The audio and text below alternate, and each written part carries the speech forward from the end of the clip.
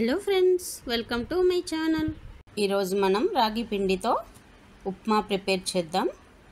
అదేనండి finger millet flower. దీనితో upma prepare చేద్దాం.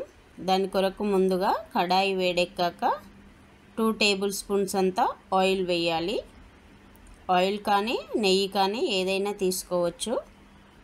ఇప్పుడు ఇందులో 10 నుండి 15 కాజు వేసి వేయించాలి. కాజు ఆప్షనల్, మీ ఇష్టం ఉంటే తీసుకోండి, లేకుంటే అవసరం లేదు. కొద్దిగా కలర్ చేంజ్ అయ్యే వరకు వేయించాలి. ఇప్పుడు ఇవి కలర్ చేంజ్ అయినాయి కదా, తీసి ఒక ప్లేట్లోకి వేసి పక్కకు పెట్టాలి.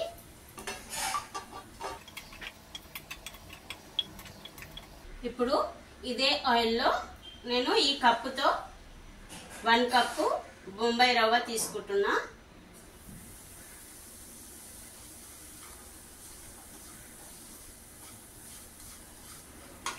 ఇప్పుడు ఇదే కప్పుతో రాగి పిండి తీసుకోవాలి. అదేనండి ఫింగర్ మిల్లెట్ ఫ్లవర్ తీసుకోవాలి. అంటే మనం ఏ కప్పుతో అయితే బొంబాయి రవ్వ తీసుకున్నామో అదే కప్పుతో రాగి ఫ్లవర్ తీసుకోవాలి. వేసి కమ్మటి స్మెల్ వచ్చే వరకు వేయించాలి. అంటే ఇవి వేగిన తర్వాత మంచి స్మెల్ వస్తుంది, అప్పటి వరకు వేయించాలి. మనం ఓన్లీ రాగి ఫ్లవర్ యూజ్ చేయడం వలన ఉప్మా మెత్తగా పిండిలాగా వస్తుంది, తినేటప్పుడు అంత టేస్ట్ అనిపించదు. అందుకే బొంబాయి రవ్వ యూజ్ చేయాలి. బొంబాయి రవ్వ యూజ్ చేయడం వలన ఉప్మా పొడి పొడిగా వస్తుంది, అలాగే టేస్ట్ కూడా యాడ్ అవుతుంది.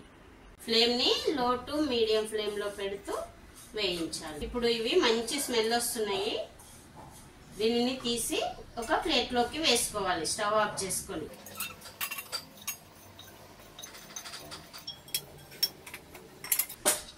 ఇప్పుడు ఇదే కడాయి స్టవ్ పైన పెట్టి స్టవ్ ఆన్ చేయాలి. ఇప్పుడు ఇందులో 2 నుంచి 3 టేబుల్ స్పూన్స్ అంతా ఆయిల్ వేసుకోవాలి. ఇప్పుడు ఆయిల్ వేడెక్కాక 1/2 టీ స్పూన్ జీలకర్ర, 1/2 టీ స్పూన్ ఆవాలు, ఇందులోనే 2 నుంచి 3 పచ్చిమిర్చిని ఈ విధంగా సన్నగా కట్ చేసి వేయాలి. అలాగే 2 ఇంచుల అల్లం తీసుకొని జింజర్ని తీసుకొని సన్నని ముక్కల్లాగా కట్ చేయాలి. చిన్న చిన్న పీసెస్ కట్ చేసి వేసుకోవాలి. ఇందులోనే చిన్న సైజు ఆనియన్ ని సన్నగా కట్ చేసి వేయాలి.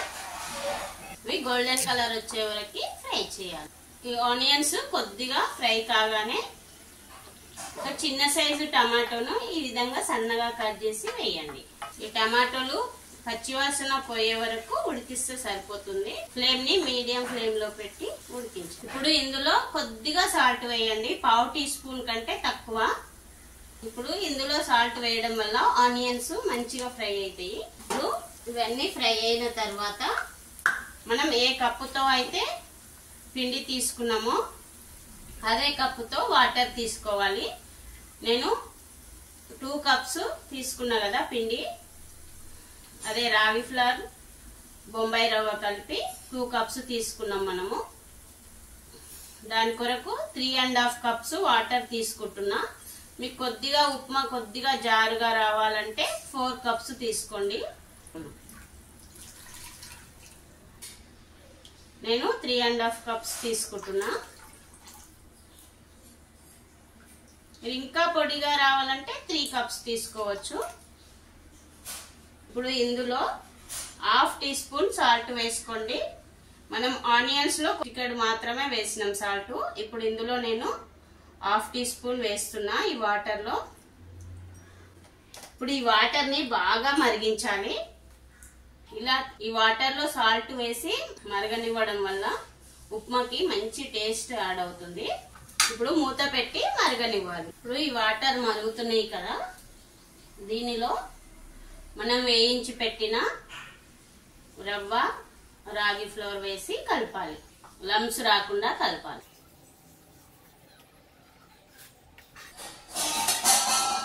ఫ్లేమ్ ని లో ఫ్లేమ్ లో పెట్టి ఉడికించండి.